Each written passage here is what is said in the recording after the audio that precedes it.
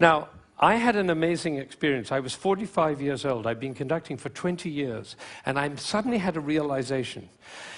The conductor of an orchestra doesn't make a sound. My picture appears on the front of the CD. But the conductor doesn't make a sound. He depends for his power on his ability to make other people powerful.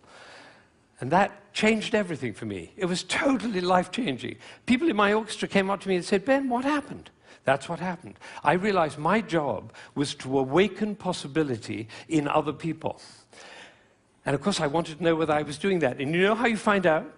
You look at their eyes. If their eyes are shining, you know you're doing it. You could light up a village with this guy's eyes. Right, so if the eyes are shining, you know you're doing it. If the eyes are not shining, you get to ask a question. And this is the question. Who am I being that my player's eyes are not shining? We can do that with our children too. Who am I being that my children's eyes are not shining? That's a totally different world. Now, we're all about to end this magical on the mountain week, and we're going back into the world. And I say it's appropriate for us to ask the question, who are we being as we go back out into the world? And you know, I have a definition of success. For me, it's very simple. It's not about wealth and fame and power. It's about how many shining eyes I have around me.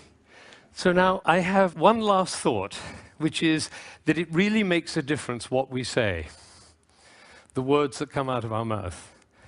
I learned this from a woman who survived Auschwitz, one of the rare survivors. She went to Auschwitz when she was 15 years old, and her brother was 8, and the parents were lost. And she told me this. She said, "We were in the train going to Auschwitz, and I looked down and I saw my brother's shoes were missing.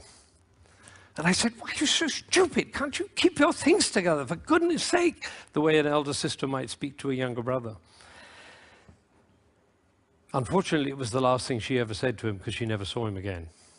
He did not survive. And so when she came out of Auschwitz, she made a vow. She told me this. She said, "I walked out of Auschwitz into life, and I made a vow, and the vow was, I will never say anything that couldn't stand as the last thing I ever say." Now, can we do that? No, and we'll make ourselves wrong and others wrong. But it is a possibility to live into. Thank you.